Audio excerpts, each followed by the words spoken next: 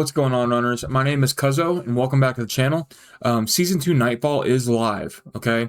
And this update completely changes how you get stronger in Marathon. And the old faction trees got a complete and massive overhaul, and a brand new system called the Cradle is now the main way to upgrade your character, your shell, your core stats. And in this guide, I'm going to break down exactly how the Cradle works, the best stats to upgrade first, how the new faction progression trees function, and the smartest order to level the factions for maximum efficiency in Season 2. This is the fastest way to get ahead in Nightfall, so let's dive in.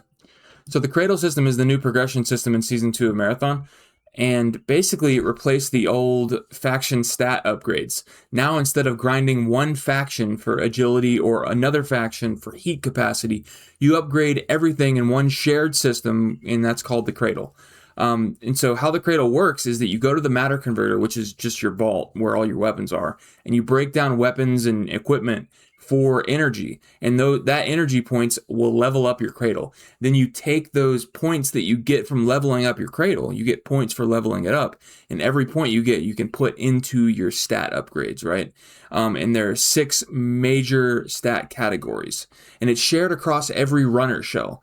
So I also, I did think at first maybe you'd be able to spec each shell how you want and let me know in the comments if you think that's a good idea. Maybe we should push that idea towards Bungie. I mean, who knows? I think it's kind of cool. Maybe if you main 2 different shells, you could have a Cradle setup for each shell. Not that you would need to get points for each shell, but like, you could spec the points you already have into separate shells. But that's neither here nor there right now. The way it is, it's shared across every shell. And this system is permanent for the season, but it will reset when Season 3 starts. But the main categories are Strength, which is melee damage, Finisher Siphon. That's what Strength is.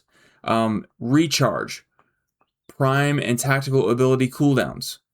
Dexterity is Agility, Loot Speed, Mantle Speed, and Movement. Endurance is heat capacity and fall damage resistance. Support is revive speed and duration. Resistance, self-repair speed, and how quickly your debuffs last when you're EMP'd, overheated, or kimmed. And obviously these stats are going to be, you're going to want to spec into certain stats depending on who you main. If you main triage, you're probably going to want to go support, right?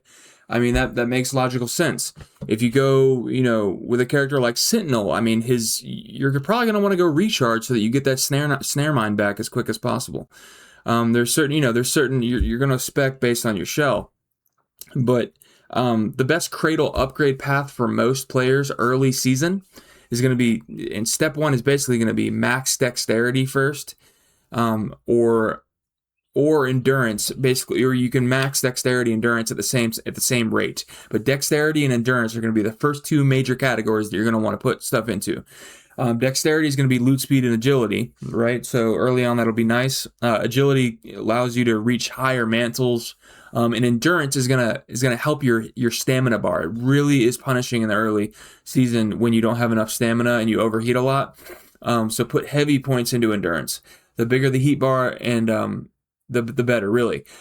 Then also, I think recharge is going to be strong depending on who you main.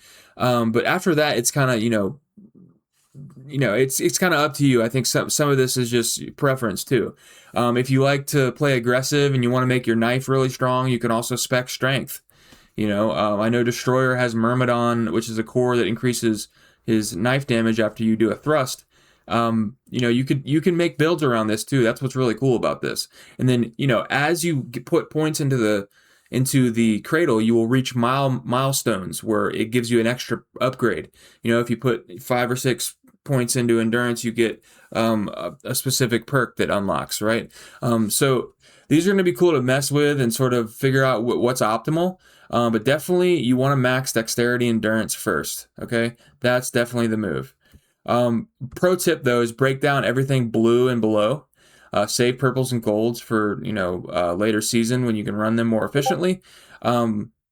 And basically how faction trees work in Season 2, because core stats move to the Cradle, faction trees now focus on utility, economy, and exclusive rewards.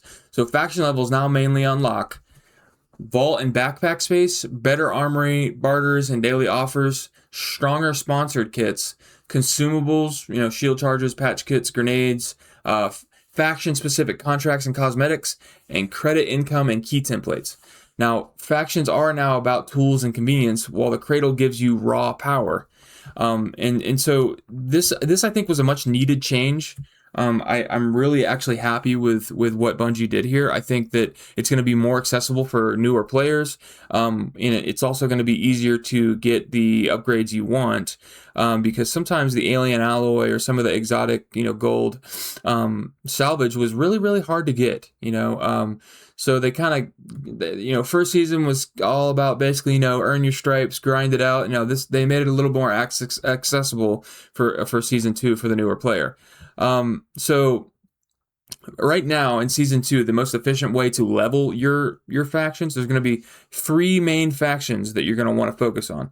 And I would say even early on, like the first thing you should do is level Syac. You want Cyber Acme upgraded for economy and inventory management, right? You're going to get the backpacks. You're going to get higher wallet capacity, higher vault capacity. Those things you should do quickly. Get that over with. And then there's going to be the main 2 you're going to want to focus on are New Caloric, and Traxxas. New Cal is going to give you better shield implants, patch kits, defensive consumables. These are extremely strong in Night March, especially when nobody else has them. Traxxas is another one that's going to be huge for weapons, weapon mods, things like that, armory access, basically.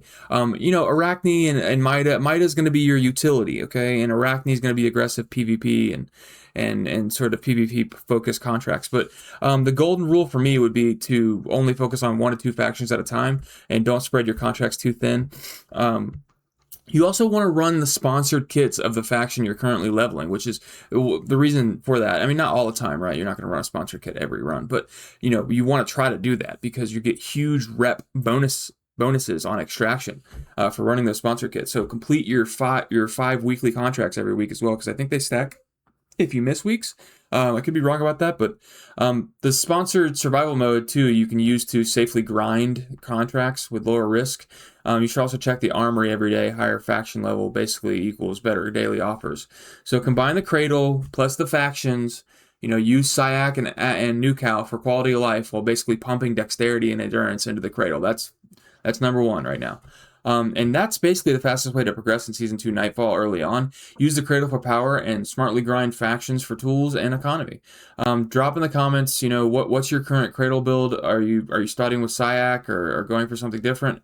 If this guide helped you, please make sure to drop a like. This is a very, very small channel, and I would really appreciate some love right now. It would help me keep going. So like and subscribe, drop in the comments, what do you think they missed in Season 2? Do you like it?